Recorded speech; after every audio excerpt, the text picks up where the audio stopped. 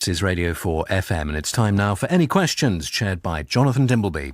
Welcome to glorious Dorset and the town of Verwood, which has grown dramatically over the last 35 years. In fact, a 290% increase, which has taken its population to 14,000. We are in the Methodist Church, which favours what it describes as a contemporary-style worship and music plus Bible-based teaching. And this year, it celebrates its centenary. On our panel, Peter Tatchell is not only renowned as a human rights campaigner, he achieved near hero status for essaying a citizen's arrest on Robert Mugabe a while back, but he's also been adopted as a Green candidate at the next general election. As an atheist today, he attributes his missionary zeal to his Christian roots in the Australian city of Melbourne. Peter Hitchens earned his journalistic spurs as a reporter and foreign correspondent, notably in Russia, but he's renowned today as a polemical columnist for the Mail on Sunday and as an equally polemical author. Cheryl Gillan's the Vice Chair of the Westminster Parliamentary Choir. I bet you didn't think I was going to say that. You concluded. You are, aren't you? And as Shadow Welsh Secretary, she set new standards by successfully negotiating her way through the Welsh national anthem. But unlike one or two of her predecessors, she was actually born in the city of Cardiff. Jim Knight used to work in a travelling theatre company. I bet you didn't think I was going to say that either. Well, it's always possible. Yeah. Then in 2001, after doing many other things as well, he was elected to another kind of theatre and soon joined the government. After a spell at education, he's Minister of State now at Work and Pensions, where he's responsible for employment and welfare reform. He's also the Minister for the South West and the fourth member of our panel.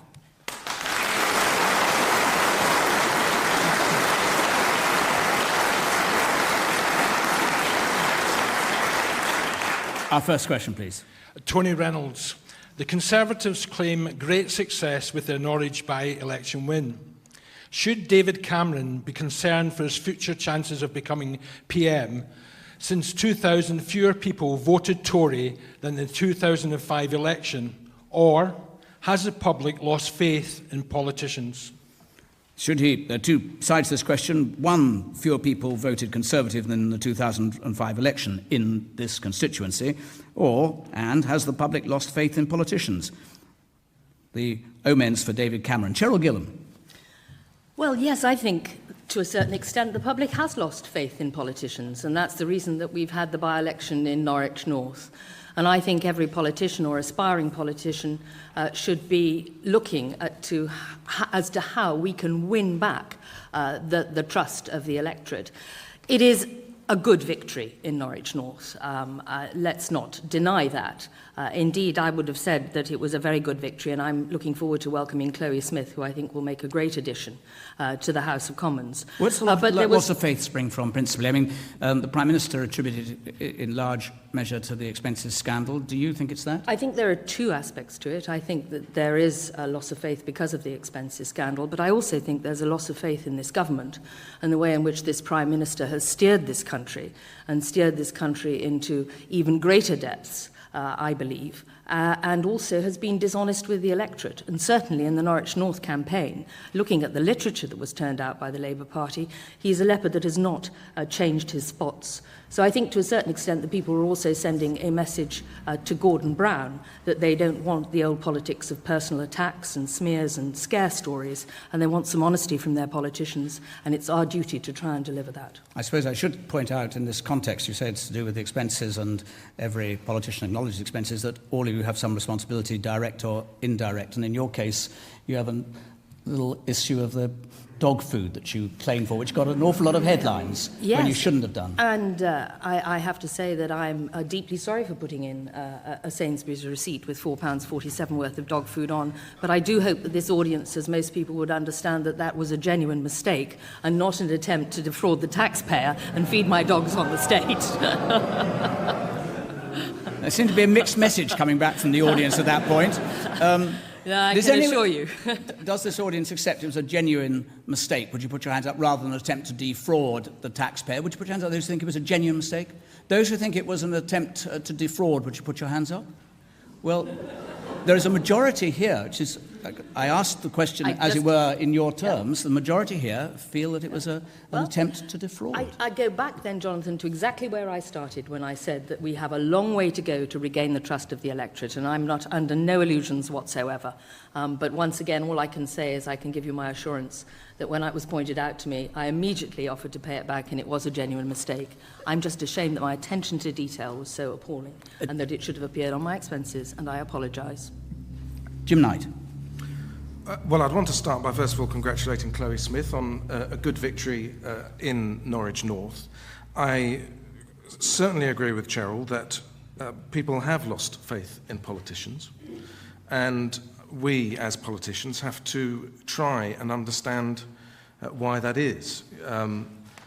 As I've said previously, as the Minister for Employment, I now have some responsibility for the benefit system, and I know that a lot of people don't understand that if you make a false claim for benefit, then we come down on you like a ton of bricks, and they don't really understand why the same hasn't happened to MPs. And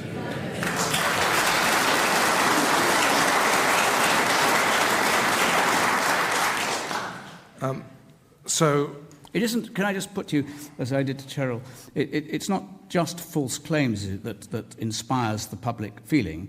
It is the second homes issue. And you, although you claim, and no one has suggested you didn't operate within the rules, operated a system which people feel is reprehensible.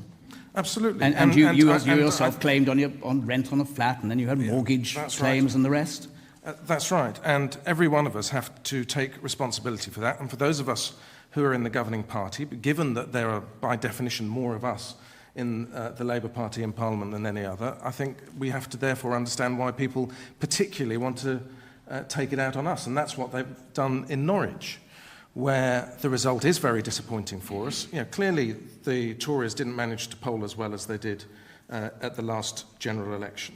But the turnout was lower as it always is in a by-election. It was higher than the most recent by-elections. But they need to think about that. But I'm sure they will be celebrating along with Chloe Smith tonight what's a good victory.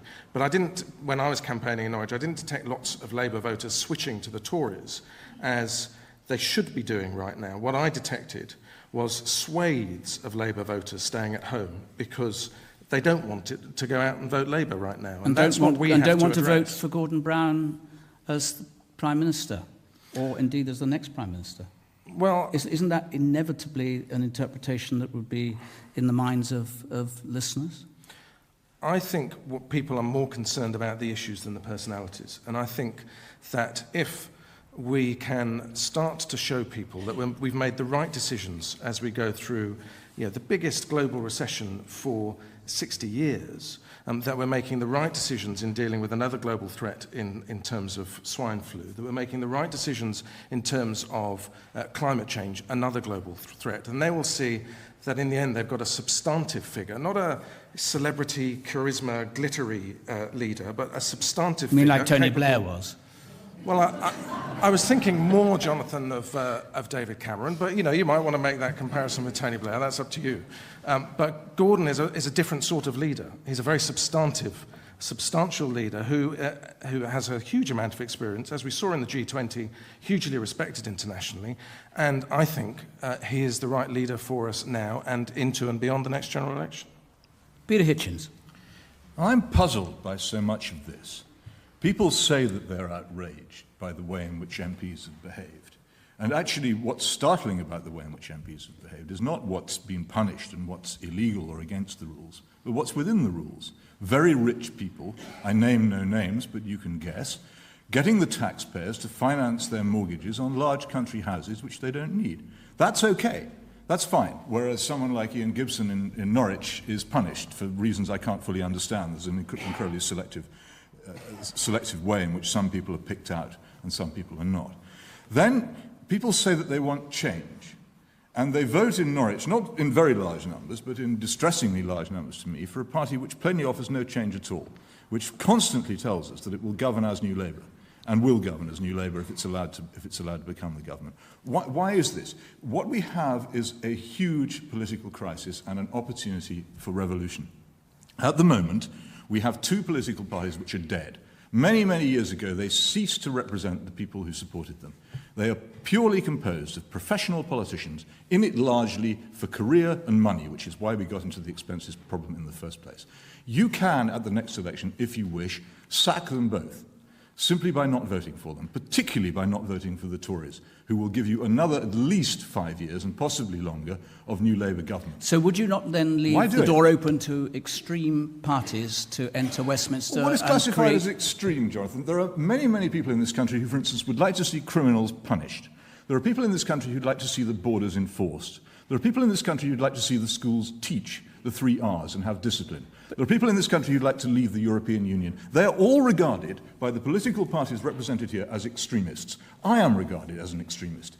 Their views seem to me to be entirely reasonable and right, and they are not represented at Westminster at all, and it is time that they were.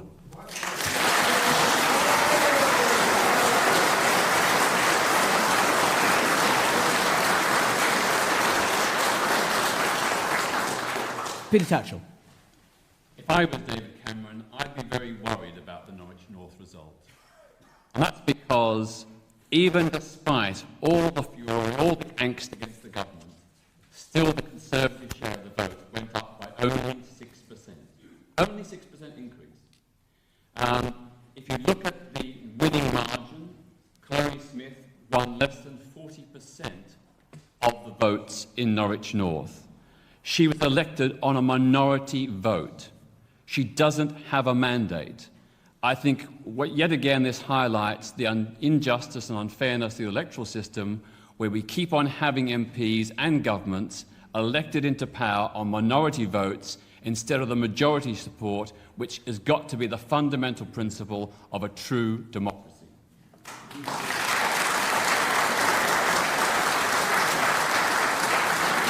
Can I also just add that, this vote has happened in the very week that the government, with the connivance of other parties, sneaked through the new rules governing MPs.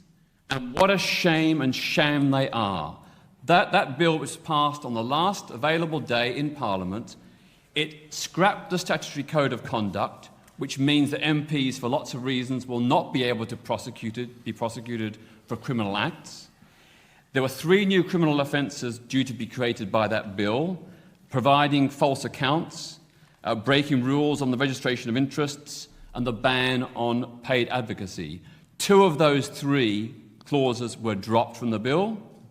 We were promised that the peers, the House of Lords, would be regulated. Okay. That was dropped from the bill. And the final one is the enforcement powers to bring MPs to book if they break the rules have been watered down, so that the new Independent Parliamentary Standards Authority will have very few, if any, sanctions.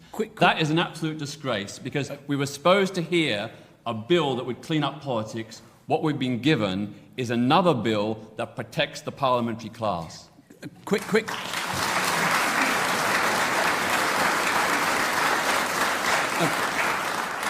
response on that point from you, first of all, Jim Knight, that this bill has neutered the purpose that was presumed to be behind it. Well, I think the bill is a great advance. I regret the way it was watered down in the Lords to a large extent. The Lords generally can improve legislation. It's a fairly good amending chamber. But the Commons didn't have to buy it. It didn't. We could have rejected it, but we'd also committed that we were going to make these changes and bring them in before we rose for the recess, and we weren't able to. Would it not have been better to have said we will give it a bit more time, we will be brave, give it a bit more time, and then put in something that really has teeth, that doesn't fall foul of the sort of strictures that you've just heard? Jonathan, as I say, I do think it makes some good advances. I think it's right that the rules should be set independently, that they should be independently monitored, and that they should be independently audited, so that certainly in terms of expenses, this will never happen again, and we will have much more transparency now as a result of the changes that have been made and agreed by all the parties. Unfortunately, the agreement amongst all the parties wasn't able to extend completely down the corridor to the Lords. Quick response to you, Yes, I Cheryl. just want to make 2 quick points. First of all, one of the hallmarks of this government has been that it rushes through legislation and it doesn't give enough time to scrutiny, and this is another example. We would have been quite happy to sit far longer, and certainly my party voted to sit longer to get the right legislation onto the statute books. But secondly, this piece of legislation is not a great piece of legislation. It says that we can be prosecuted, I think, and have a prison sentence for up for a year for fraud, whereas the actual fraud laws themselves give a custodial sentence of up to 10 years. So you could argue that, in fact, this legislation gives MPs a better deal on fraud. And as far as the independent panel is concerned, well, I cannot get it there quickly enough, quite frankly, because I've always thought it's absolutely ridiculous that MPs vote on their salaries, vote on their pension rights, and we should not be doing that. I never did it when I worked in the commercial world, because, Peter, I'm not a career politician. I never did it in the commercial world, and I don't want to do it now I'm an MP. Tony Reynolds. Tony Reynolds, who... I actually believe, and I think the general public believe, that they've lost faith in politicians. And what we require from politicians is a more humble attitude, a more servant-type attitude. And actually, I was sitting in a church here. The example given by Jesus Christ is a good example to follow. Thank you. If you've got thoughts about that, any answers maybe for you, the number to ring after the Saturday broadcast of this programme is 03700 100 444, and the email address is any.answers@bbc.co.uk. Our next, please. Doreen Dowling. Would it be morally right and practical to combine weddings with baptisms? This is the new liturgy that is being discussed and maybe proposed, which is in shorthand apparently called Hatch and Match. Peter Hitchens. Not morally right, no. It's perfectly reasonable for the church to say to people, look, you've been doing things that we don't approve of up till now, and you're going to stop. It's another thing to say quite openly, we approve of you having done things which we think are wrong, and now maybe you're going to stop. The signal sent by this, as I'm afraid, I belong to the Church of England, and I spend half my time thinking, oh no, not again. They seem to spend their whole time trying to think of ways of weakening the things which are important. And one of the things which is most important in our society is, as far as I'm concerned, lifelong marriage. If parents don't stay together to look after their children, then you have the broken society which the Conservative Party ceaselessly talks about and has no plans to end. This is the most fundamental crisis of our society, the way in which our selfishness leads to the misery and unhappiness of children. And if the church, of all people, which is based upon the family, upon marriage, can't defend it with absolute certainty, if there's no certainty coming from that direction, then where will it come from? Certainly not from politicians. I think this is a very mistaken step.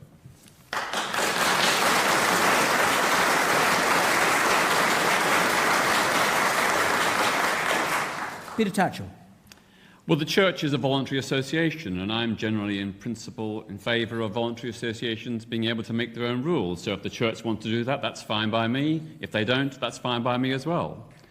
I would say, though, to me, what is not the issue really to me is not marriage per se, but love and commitment between people, particularly where children are involved. Whether the people are in a married relationship or cohabiting, providing that relationship is stable, providing the couple love each other and care for the child, that's the really important thing. The issue of the official status of that relationship, whether it be marriage or something else, I think is strictly secondary. Cheryl Gillan. I disagree with Peter Hitchens on my right as opposed to Peter Tatchell. I think the church is doing something rather wonderful, saying that you can have your child baptized at the same time as your wedding.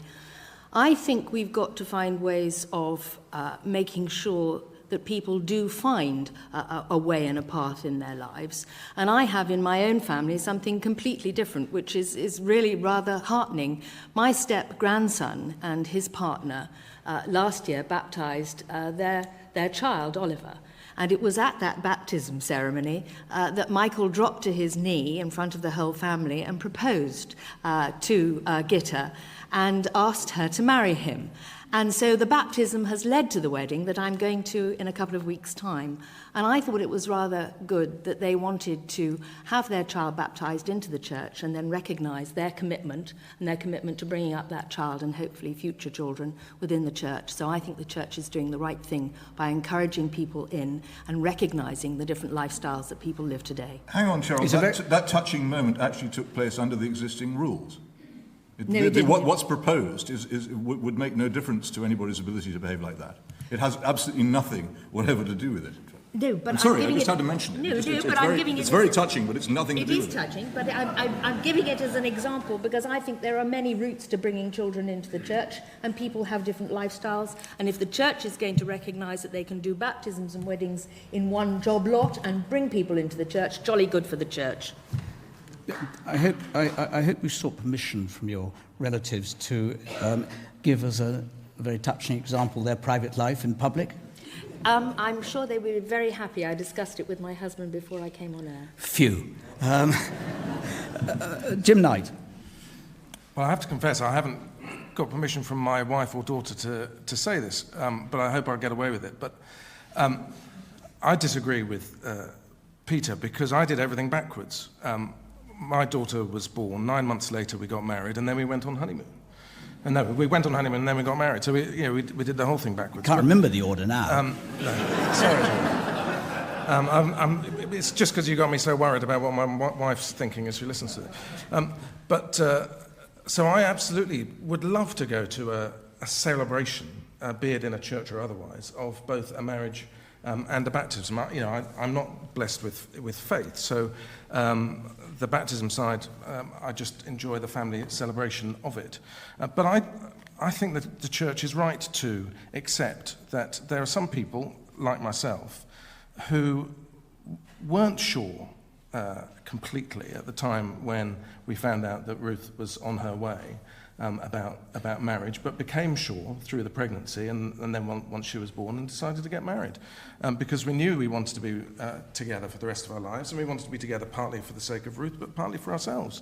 And we should accept that. We should accept that marriage is on the basis of love and a lifelong commitment. And people should make that when they're ready to make it. And then we should all come together and celebrate that. But once again, all that's possible under the existing rules. It doesn't require the church to say, we actually think it's fine for people to have children outside wedlock, which it cannot actually do. Is it not part of their case, of this position, that because some 44% of women have children outside marriage, this is a way of encouraging families to come into the church rather than being frightened away, believing that they won't be wanted? I'm sure it's their argument, but the fact that marriage has practically collapsed in this country is largely due to the fact that people won't stand up for it, and particularly during the 1960s and the 1970s. The Church of England abandoned its strong support for marriage and weakened it, and has been one of the many forces, and it's not just the church, it's the politicians as well, who have undermined the institution of marriage in this country to the point where now millions of people have nothing whatever to do with it, and many, many children are brought up without any hope of a stable marriage in their parents' lives. Doreen Dowling, you put the question. I think at both of those ceremonies you make very serious commitments and vows, and I think it would trivialise them if you do them both at the same time. It trivialises them. Who just on this issue in this Methodist church, who to answer Doreen Darlington, who thinks it would be morally right as well as practical to combine weddings with baptisms? Would you put your hands up? There's a man of the cloth here who's got his hand up, and I wish he could speak, but we can't avail you of that opportunity, I'm afraid. Who thinks it's a bad idea? Would you put your hands up? Well, the majority in here, in this audience, congregation, is with Peter Hitchens. We'll go to our next, please. Christine Greer. Taking into consideration the current economic climate, with businesses and families struggling to survive, how is it okay for Parliament to recess for 82 days? Peter Tatchell.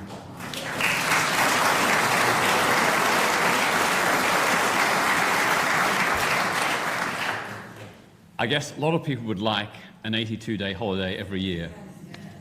But we have to remember that some MPs do work during that period. They do constituency work. They perhaps do overseas trips in connection with their parliamentary business. Maybe they're monitoring, human rights issues in different countries. Maybe they're dealing with international aid agencies. If they're doing that, I think it's fine.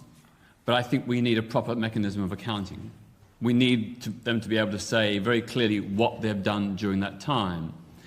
However, I'd still say that 82 days is far, far, far too long. You know, the business of the country does not adjourn for 82 days. Often we've had situations where important national and international issues have arisen when it would have been good for Parliament to meet and to discuss an issue, but because of the recess, there hasn't been a parliamentary discussion or debate. And I just think that period ought to be dramatically reduced to, I'd say, no more than 30 days, and then perhaps MPs should be given other periods, providing they can account for them, where they can take time off to deal with parliamentary-related business. But it's got to be not just a freebie, so they can go away and have a free time.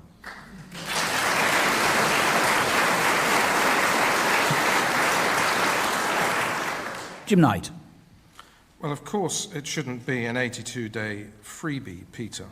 But whilst I've been surprised at the behaviour of one or two of my colleagues through the expenses scandal, I would still be surprised if there are that many of them who are so out of touch that they would take all of that time on holiday. Most of us will have 2 or 3 weeks break, and I will have a complete break, I hope, up in Scotland and walking Hadrian's Wall for a couple of weeks. But for the rest of the time, I'll be working either in the constituency or in London as a minister.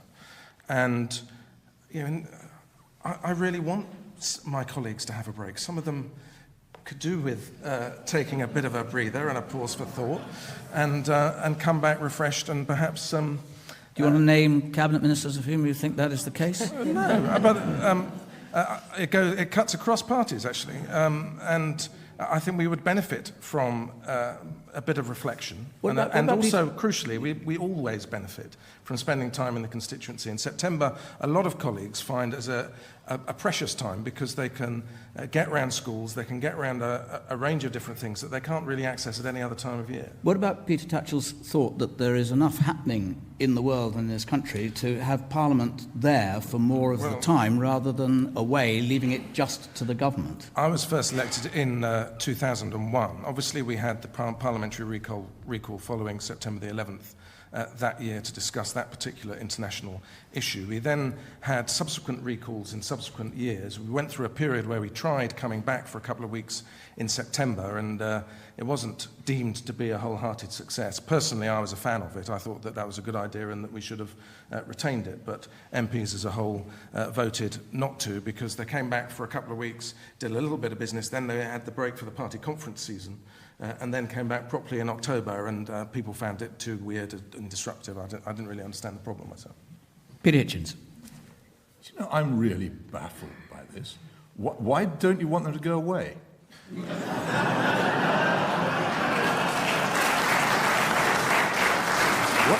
What is it that they do all the time that you like so much? When was the last time they passed a law and you thought, hey, that's a really good law? The Health and Safety Act. You enjoy that one. And we could go on through a whole list. All those things you say, when did that happen? Why do I have to do that now? Why do I have to fill in this form? Why do I have to have my fingerprints taken when I go down to school? All these things, they pass them when they're there. They can't do it when they're not. It's very simple. As a curious belief, I mean, the Prime Minister goes on holiday, everyone says, who's running the country? Look, this is a free country of free people. We don't need somebody sitting in Downing Street to run the country. We run ourselves. There's a curious religion at the moment that everything's the responsibility of government. They have to do everything. We have to pass everything to them. We don't need to. They tell us we shouldn't take the law into our own hands. Who made the law? Who's it for? Why shouldn't we? Who are these people? Why are we so worried about whether they're on holiday? Make them go away for a long time.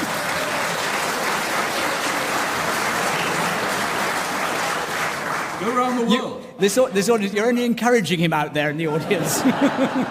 Cheryl Gillan. Oh, I like this man. I like this man on my right. I think 82 days is a ridiculously long period of holiday. If it were holiday, the honest truth is that many of us do need a break from Parliament, and I think a lot of people don't fully understand the range of what an MP does. It's not just about legislation, it's not just about standing up in Parliament. It is about the constituency work, it is about the casework that you do. If you're sitting on the front bench, if you're in opposition like I am and like my colleagues are, you don't have that much support, and you have to be across a vast range of subjects and certainly keep abreast of it. Isn't that true, a listener might say, of most people in most jobs? Well, yes, but they have a lot to do, hard work, and they have to keep abreast of many issues. I'm not making out that it is a special case. That a lot of people have to work, particularly in owner-managed businesses. It's very hard to get away from the business, quite frankly. But I do think that it is healthy that we do have a break, because also a lot of politicians have families and do need to spend some time with their families. And the majority of politicians work away from their homes in London and at Westminster. So I don't think it's unreasonable. We did vote against the long holidays. Again, we would like to see more mechanisms for Parliament to have more activity. And indeed, it's only just recently that written questions have been allowed during the recess. And I think that that is a move forward. And I'd like to see tabling of written questions on a regular basis, because what does happen is the government gets away with scrutiny.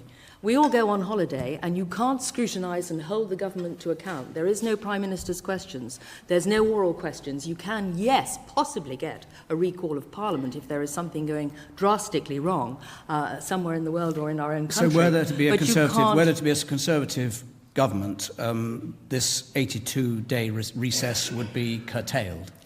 I think under a future Conservative government, we would certainly look at the terms and conditions of the way in which we were sitting. And I would encourage David Cameron to do so. The point being recess rather than holidays is what is in the mind of the question. Absolutely. Well, recess is exactly what I think is the problem, because you can't hold the government to scrutiny as well as you can when Parliament is there. So to that extent, I would agree with you. My cue to say that any questions as a programme recesses for 2 weeks in the year.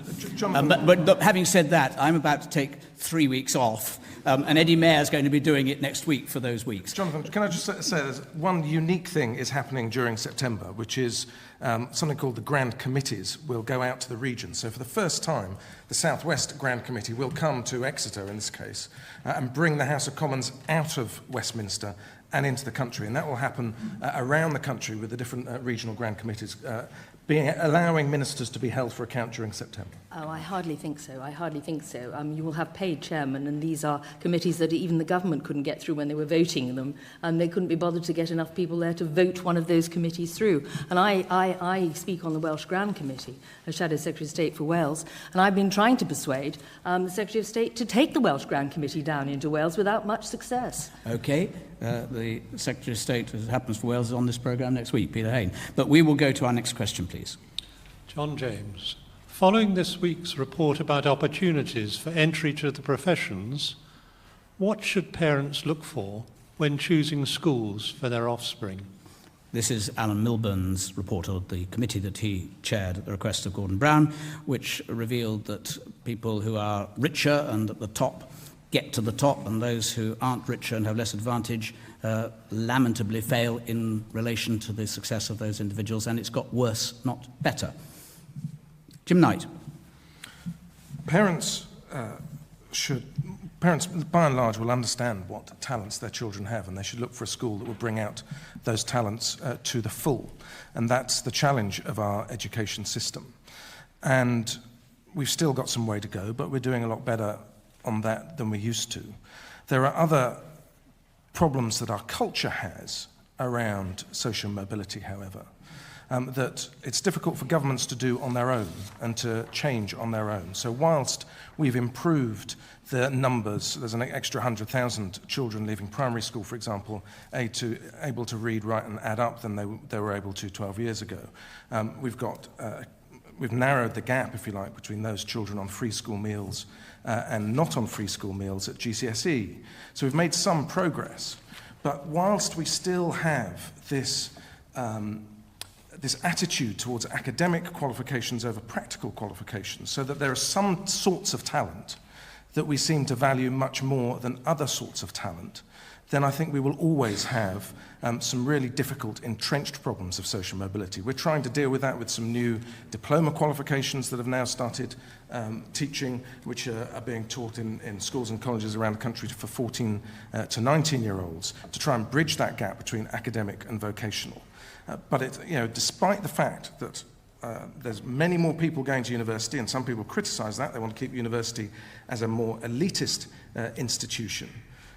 Despite that, we still have some of those cultural problems, and there's a lot more that we need to do. You say it's cultural problems. In these top professions, a huge proportion go to private schools and go to the so-called Russell top universities.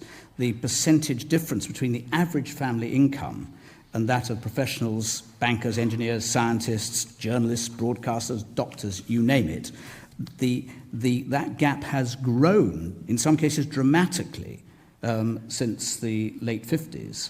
And so you say you're making progress. Progress is at this rate would take most people 4 or 5 generations to get it. Jonathan, it is taking a long time. Yeah, I was schools minister for 3 years, and what was clear was the biggest single determinant of a child's success, and it's fairly obvious, is the involvement of their parents, and the involvement of their parents in their own child's learning. And if you as a parent have had a bad experience of school and of education, then it's much more difficult for you to have the confidence to help your own child out with their homework, however much you might want to do it, to have the same expectation and ambition for them if you yourself felt constrained by it. So breaking all that through does take a hell of a long time. Peter Hitchens. Yeah. If you're a Labour politician and you want your child to get a good education, you move into an expensive house in the catchment area of a school that's officially comprehensive but is in fact not, because it's got a very small catchment area, and you pretend that you're an egalitarian. Or, alternatively, you discover religion and you send your child to a Roman Catholic school. If you are this is increasingly fashionable to do the religious option in the Tory party as well now, because they're beginning to get very enthusiastic about state schools for reasons that we'll have to discuss some other time. But if you're a Tory politician in general, or if you're a Labour peer, you can send your children direct to private school and pay the money straight into the school. Otherwise, frankly, as far as the two political parties are concerned, you can get knotted, because they have destroyed, in collaboration over the past 40 years, what was the best state education system in the world by wrecking the grammar schools. And to this day,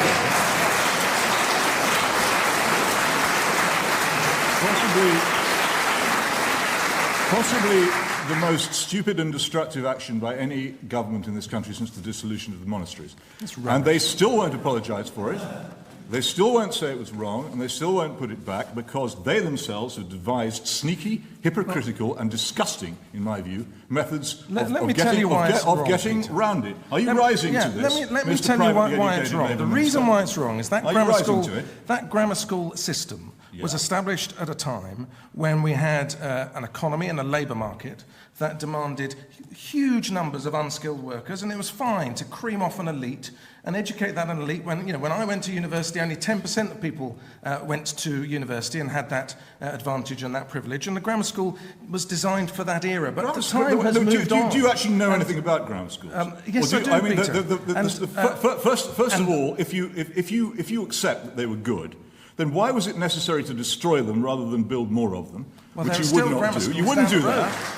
Why, if you think they were bad, did the Labour manifesto in 1964 lie that what would happen when comprehensive schools were introduced was that everybody would get a grammar school education, which is what it said? You don't actually know anything about this. And your party consistently lies about it, and having lied about it and destroyed this education system, this makes me really angry, having destroyed this education system, now turns to the rest of the education system and says, now we've created a school system which cannot educate people, we have to dumb down the universities, we have to water down the examinations, and now we have to make an assault upon the professions, as proposed by Mr. Milburn, the student Trotskyist, to make it possible for the people who we haven't educated to go to these schools. Okay, Peter Hitchens, I'm going to bring in...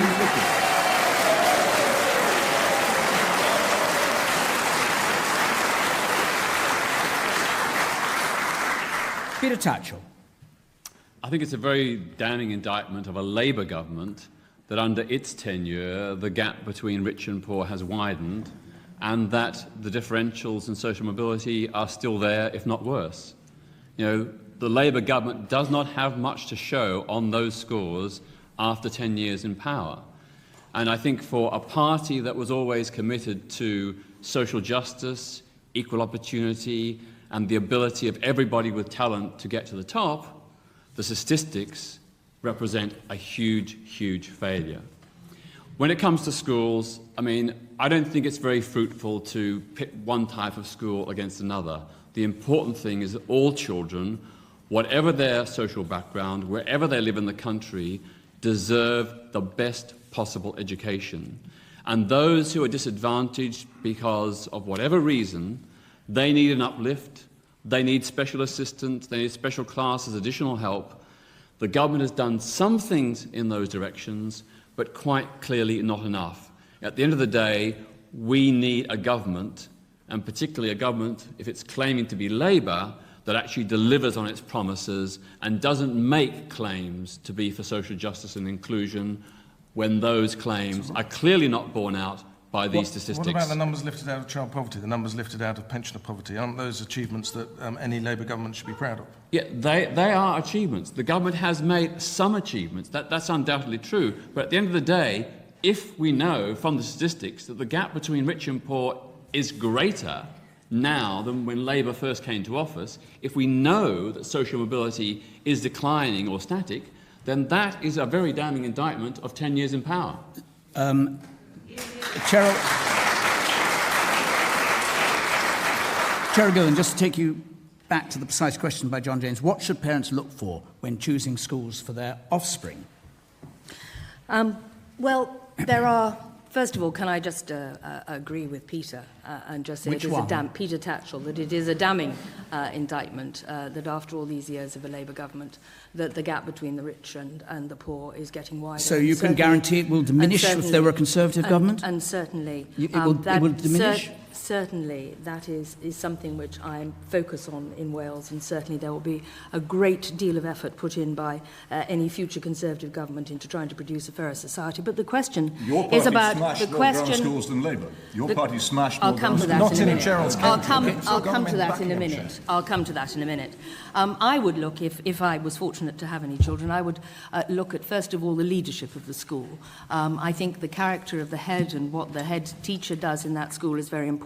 I would then look to see whether that school offered any specialist teaching that was actually in line with how I thought my child was developing. One of the great things that we did was to produce the specialist schools that could... I'm sorry, we must press to the point because we've got to move on, so if you would be kind. Which could make sure that children reach their full potential. I'd be looking for discipline in that school. I'd be looking to be able to make sure that the head teacher could exclude pupils from school, that there were good pupil referral units for those children that needed extra teaching. Like you've got in Buckinghamshire? And in Buckinghamshire, we do have very good grammar schools, and what we've said is where we do have grammar schools, we're going to keep those grammar schools because they do provide a good education. But the problem is... That's the same position as the Labour... Excuse me. It's the same position as the Labour government, where there are schools. No Labour Party has proposed abolishing the existing grammar schools. So what is different? The problem is, Jonathan, that the comprehensives have now got such major problems that we are going to have to deal with a large number of schools, and we're going to have to try and bring those schools up to standard by increasing the intellectual rigour and trying to put back into the system some of the waste that the Labour government has taken out of our schools. We could obviously explore that much longer. I must give you any answers number after the Saturday broadcast. Again, it's 03 700 100 444 and the email address any.answers@bbc.co.uk. Could we please have our next? Naomi Gross. Do the panel think that in Britain we have got the balance right between free speech and the right not to be offended? And not nearly as much time on this as all four of our panel would like, I'm afraid. So it's got to be brief. Peter Tatchell. I don't think there's any right to be not offended, because anything that anyone says can potentially offend another person. So the minute we begin to saying that you mustn't be offended, we mustn't allow people to offend others, then we start closing down free speech. That would be a very, very, very bad thing. The history of this country has been a heroic struggle over many generations by many brave, courageous people to win the right to be able to say what we think. And we must limit that right only in the most extreme circumstances. And you would include in that stirring up hatred on persons on religious grounds? Well, what is hatred? What you say is hatred, someone else may think is not hatred. So I don't believe in incitement to hatred laws, but I do draw the line at incitements to violence and murder. Those are criminal offences. The law should be enforced, but everything else, we should challenge those people, whether it be the BNP or fundamentalist clerics. We should challenge them by reasoned argument to show why they're wrong and not seek to censor them. I must ask you, Peter, to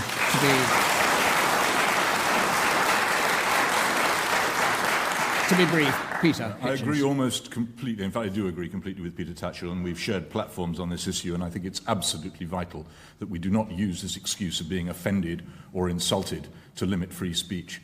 There is no balance to be drawn. Anything short of incitement to violence or shouting fire in a crowded theatre should be legal, and we should have absolutely no restriction on it. Jim Knight. I agree with both Peters, but I also think that we should try and always avoid being gratuitously rude to each other. We do need more respect towards each other in our society than we currently have. And that's one of the things that we should be continuing to pursue in our schools. Just very swiftly, but they both object to the act which makes it a criminal offence to stir up hatred, which is an act that came in 2006 when you were... Well, I think the incitement to religious hatred was a justifiable measure because there, the BNP in particular were trying to get around the race relation laws by attacking Muslims, and they were using faith. And we've seen a historic rise in anti-Semitism, and that is the reason for that legislation. Thank you. And last word to Cheryl Gillan. It's a rare moment of unanimity. I'm agreeing with both the Peters. I think it is essential that we should have free speech in this country, but that we should make rational arguments to defeat those people who hold those views, which would be quite disgusting to everybody in this room, and I think everybody on this panel. Thank you very much, and that does bring us to the end of this week's programme. Next week, with, as I said, Eddie Mair in the chair, Any Questions will be in Fishguard with Peter Hain, Secretary of State for Wales, Damien Green for the Conservatives, he's the Home Office spokesman, the Daily Mail and Guardian columnist Tanya Gold, and Tony Sewell, the education campaigner. Join them, but for now, don't forget any answers. 03 700 100 444 after the Saturday broadcast. But from Verwood Methodist Church in Verwood in Dorset, goodbye.